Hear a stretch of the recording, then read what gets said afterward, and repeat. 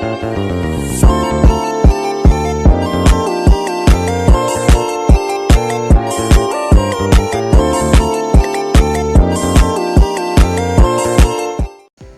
assalamualaikum warahmatullahi wabarakatuh. Perkenalkan, nama saya Pelia Elpani dari Perbankan Syariah 5D. Itu akan membuat atau menyelesaikan sebuah tugas video yang disuruh dari dosen pengampu. Jadi di sini saya akan menjelaskan tentang penyelesaian menurut perspektif fikih dalam akad rahan. Rahan itu adalah sebuah barang gadai atau sistem gadai yang digunakan seseorang untuk memberi jaminan barang gadai kepada yang memberi hutang. Jika gagal membayar, maka si pemberi hutang bisa melakukan lelang atau menjual barang gadai untuk melunasi hutangnya. Jadi dari kasus yang saya angkat yaitu tentang pengajuan pembiayaan. Pak Ahmad itu mengajukan pembiayaan sebesar 50 juta kepada Bank Syariah dan menyerahkan sertifikat tanah sebagai jaminan melalui akad rahan. Namun, Bapak Ahmad gagal melunasi hutangnya sesuai dengan tanggal waktu yang telah disepakati. Bank menyelesaikan utang tersebut dengan menjual tanah atau menjual tanah yang menjadi barang jaminan. Penyelesaian menurut perspektif fikih dalam akad rahan yaitu dalam akad rahan memiliki tujuan untuk memberikan jaminan kepada pihak pemberi utang.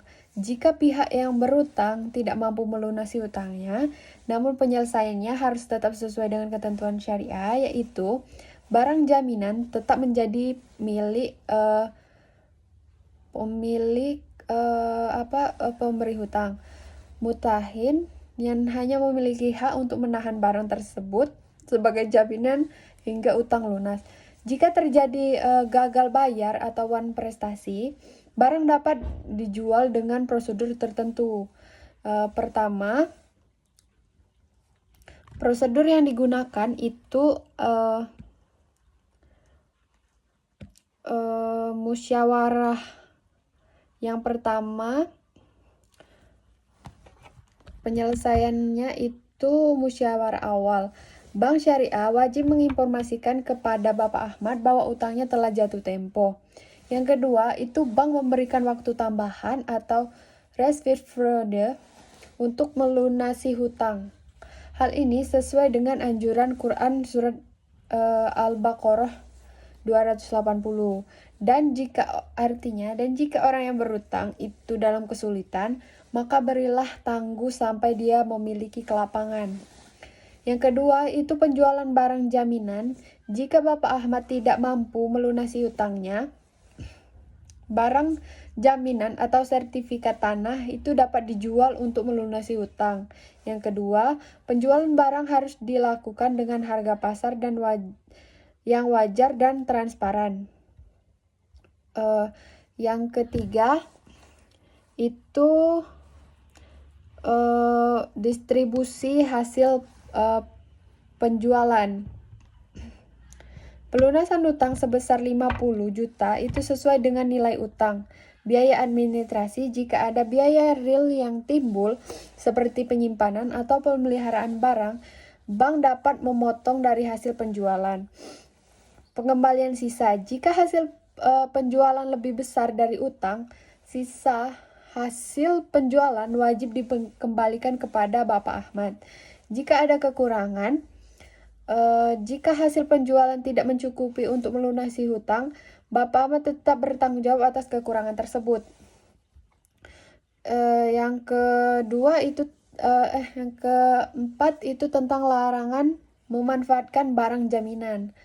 Jadi selama proses penyelesaian, bank tidak boleh memanfaatkan atau mengambil keuntungan dari barang jaminan, kecuali dengan izin si pemberi jaminan, dan hanya untuk hal yang tidak memberikan keuntungan ekonomi bagi bank. Yang ketiga itu ada tentang prinsip-prinsip fikih yang diterapkan. Dalam akad tersebut, larangan kezaliman itu tidak boleh ada kezaliman terhadap pihak yang memberi jaminan, seperti menjual barang dengan harga rendah atau mengambil keuntungan dari barang jaminan.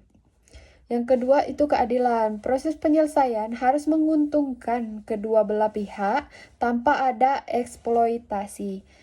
Yang ketiga itu ada amanah. Bank bertindak sebagai pihak yang menahan jaminan sehingga wajib menjaga barang dengan baik dan tidak menyalahgunakannya. Yang keempat itu ada transparansi. Setiap proses termasuk biaya dan hasil penjualan barang itu harus diinformasikan secara terbuka kepada yang berhutang. Terus penyelesaiannya dalam kasus Bapak Ahmad ini berdasarkan langkah-langkah dari Vicky itu jika Bapak Ahmad tidak mampu melunasi hutang, bank dapat menjual tanah yang dijaminkan. Misalnya tanah terjual dengan harga 70 juta. 50 juta itu digunakan untuk melunasi hutang, dan jika ada biaya penyimpanan atau administrasi, misalnya 2 juta, maka biaya tersebut dipotong dari hasil penjualan. Terus sisanya ada 18 juta itu dikembalikan kepada Bapak Ahmad. Bank wajib mendokumentasikan semua transaksi dengan jelas untuk menghindari perselisihan. Jadi, kesimpulan dari kasus yang saya angkat itu dalam perspektif Vicky Akad Rahan, penyelesaian kasus ini dilakukan dengan adil, transparan, dan sesuai dengan syariah. Bank syariah dapat menjual barang jaminan untuk melunasi utang Bapak Ahmad, namun sisa hasil penjualan harus dikembalikan kepadanya. Proses ini mencerminkan prinsip keadilan dan amanah dalam